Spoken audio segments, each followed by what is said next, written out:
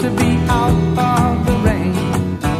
In the desert, you can't remember your name, 'cause there ain't no one for to give you no pain. La, la, la, la, la, la. The first big step of any backcountry experience is to be planned ahead and prepared. You want to be able to be at the trailhead with the gear that you want and all the creature comforts that you desire to have a pleasurable and safe experience. Our next objective is to find a camp spot that is durable and that we can leave minimal impacts on. We want a spot that has low wind and a nice wide open spot so we can create a campfire and be comfortable for the next 2 days. Another important objective for this trip is to get my buddy on snowshoes for his first time. And for our final objective, even though it sounds simple, our main goal is obviously have fun, but embrace the elements, take in a little bit of discomfort, and grow as outdoorsmen.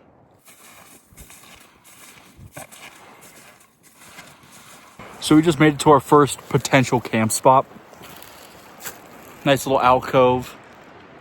But the main things you want to consider when finding a camp spot is making sure, one, that the land that you're camping on is durable and will have minimal impacts once you leave. And two, making sure that your campsite is at least 100 feet away from any trail or body of water.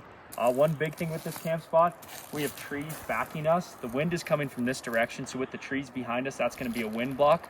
Also with our stove, if an ember does come out, the wind's going to be blowing it away from the trees. Every single time that you go camping or any outdoor activity, your bag's going to look a little different.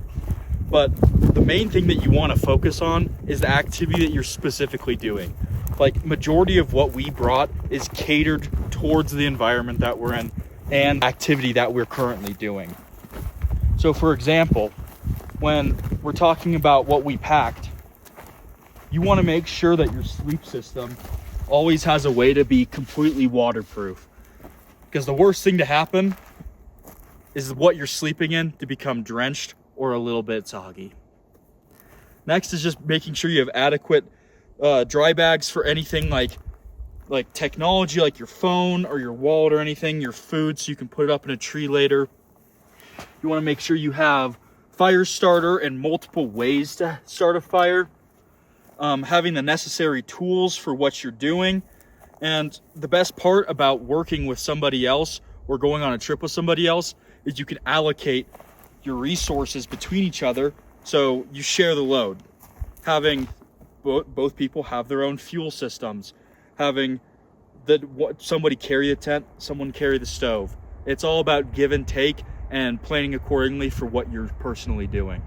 So for the list of gear that I personally brought a 0 degree bag, an extra beanie, nice pair of insulated sweats, a sun hoodie, all the socks and underwear you'd ever need, a nice rain jacket, pair of sweats just in case if these pants get wet, an extra hoodie, and a nice long sleeve shirt, a couple dry bags, extra tripod just in case if we need something for walking shots and such, some fuel, another power bank, some blister prevention stuff, all my fire starting things, a nice trowel, a hatchet, a good knife, a nice saw, a wood burning stove, my backpack. I think that's about an 80-liter bag. All of our food in a dry bag so we can throw it up in a tree when we go to sleep, and a sleeping pad. Now over to Connor's gear. So for my gear, I have myself a puffy jacket, a rain jacket. I have snow gloves because I thought we might be camping in deeper snow, so those are kind of useless. I have hiking gloves, pair of sweatpants, underwear, extra pair of hiking socks, toothbrush, toothpaste. We have the power bank, the burner, a fire kit, teepee, Ziploc bags and aluminum foil. I have some fuel for the stove, the pot with some bowls, water filter. We have our food kit, our tent with our poles and our stakes. We have 100 feet of reflective cordage. For my sleep system, I have a 0 degree sleeping bag. I opted in for the closed cell foam pad and then my normal 3-season pad. I have a camp pillow, a first aid kit, some down booties, and then also went with the big shovel. Now that we have our gear established, let's decide where we're gonna put our tent. Well, you're thinking right here. It's a nice flat, durable surface that has a good backing to it. So let's get camp set up.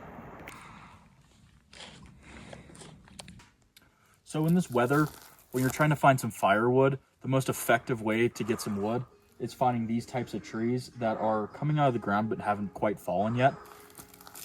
The amount that this is dead, it doesn't really let snow pile on top of it, so it's not going to be wet. Something like this is going to be halfway wet through the whole thing, making this really hard to burn. All right, so I'm gonna fell this tree with my wood saw. One thing just to pay attention to, this tree's leaning this way. I'm gonna cut from the back side and we're gonna stay out of the way from over here. Once it starts to fall, I'm gonna get out of the way as fast as I can. So that way we don't have to worry about the tree falling on top of me or a branch coming up and hitting me. All right, so every once in a while you wanna stop and you just wanna listen to see if you can hear it starting to creak or fall over so you know to get out of the way. If you're just sawing, you might not hear it start to fall.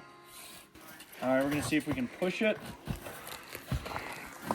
Into the point where it's pinching my saw a little bit, so. Kyle, heads up. All right, 3, 2, 1.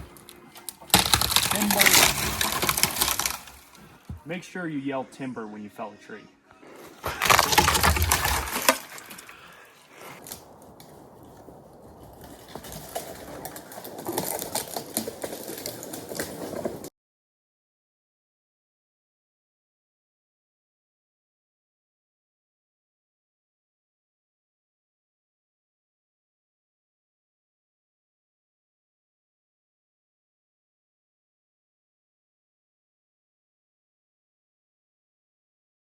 All right, so after a few hours, we've gotten the majority of camp set up. There's still a bit of cleanup to do, but we got the tent set up, sleeping system set up.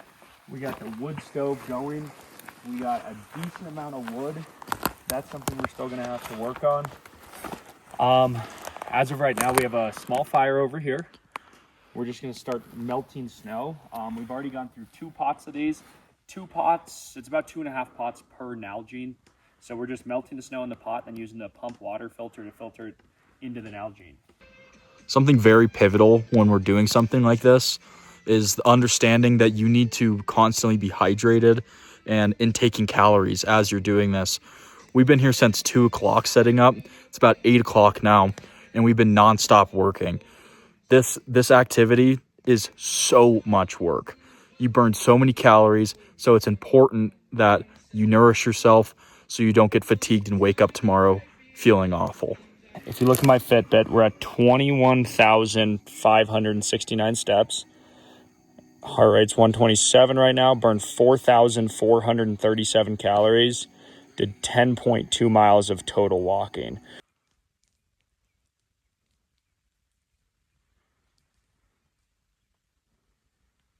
Something that you got to do every single time when you're out in the backcountry is make sure you tie your food up in the trees.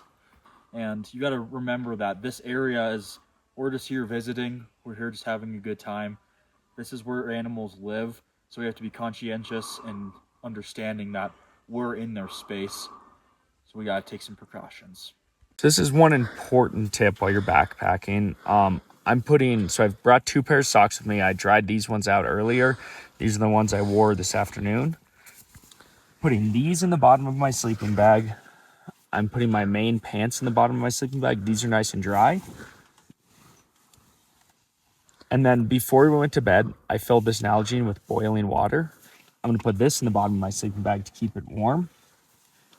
And then any electronics you're gonna want to put in your sleeping bag.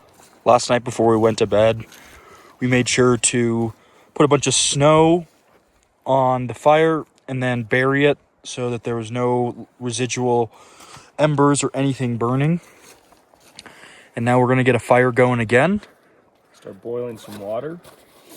We're gonna attempt to use the ferro rod this morning to make a fire, so we'll go into that. There we go. Move this in. We're gonna get our sticks. There's lots of benefits to having a fire going at all times. Obviously, one for warmth, and another one is the smoke goes up in the air, so it deters any animals from coming over here. It kind of sends off like a signal of like, hey, we're here, please leave us alone. So with our fire pit, I mean, it's pretty simple. We just stacked rocks all the way around. But as you can see, we do have an opening right here. One of the things we did is we dug a little trench coming in to the bottom of the fire pit, and the wind is coming from that direction. That's just going to allow the fire to continuously have air. Sometimes if you were to block this off, you're not going to have enough air coming through the fire. This allows that the wind blows, it's going to channel right here, go underneath where the fire's the hottest, and it's going to help keep it going. We spent the bulk of today just cleaning up camp, making sure it's all picked up so we're ready to go tomorrow. Been working on some water, so we both have full water bottles. We also got our sleep system all cleaned up. So we picked up all of our stuff, organized our gear, and then we made this fireplace right here for our stove. Nice like 180 wraparound wall of rocks and like a good trough for ventilation to get some air up into the stove. I think this will be pretty nice tonight.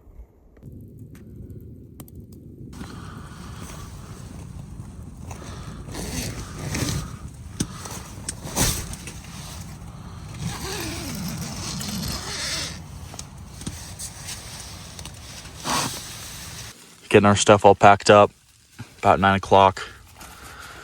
Continuously kept raining and or snowing, so we're just gonna brave the elements and get back to the truck.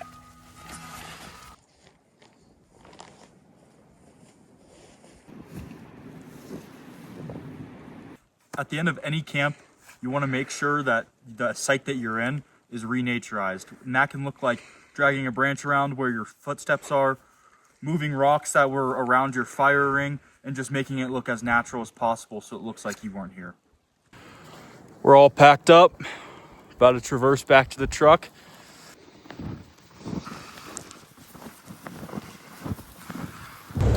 We just made it back to the truck. A little bit of a miserable trek back. I would say it's probably about 35-mile-an-hour winds, and it's just continuously kept snowing since we've gotten up this morning. So it's been about 2 days since I got back from my trip.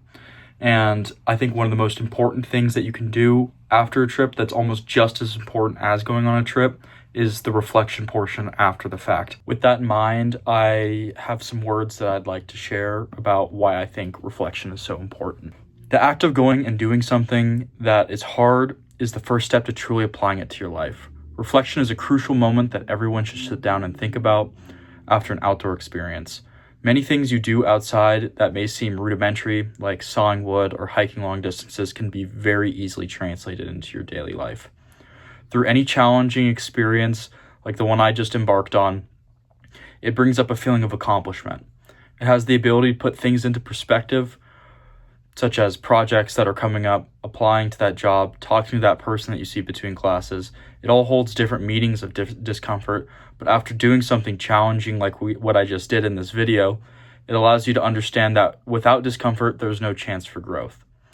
If you continuously do the same thing and never change what is going on around you, everything becomes stagnant.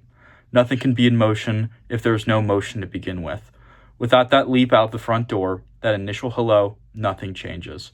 Putting yourself in a situation that gives you the feeling of discomfort, the feelings of uncertainty, is what brings changes within your life. Without reflection of what you are going through, you are never allowed to grow past what is right in front of you. So I implore you, do something that makes you uncomfortable. Do something completely new. Say yes to that impulsive adventure that is presented to you. Because if you do, you have no clue what could be burning inside of you. Thank you so much for watching my video. I hope you're having a great day. And go outside, go do something fun with your friends. Have a good one.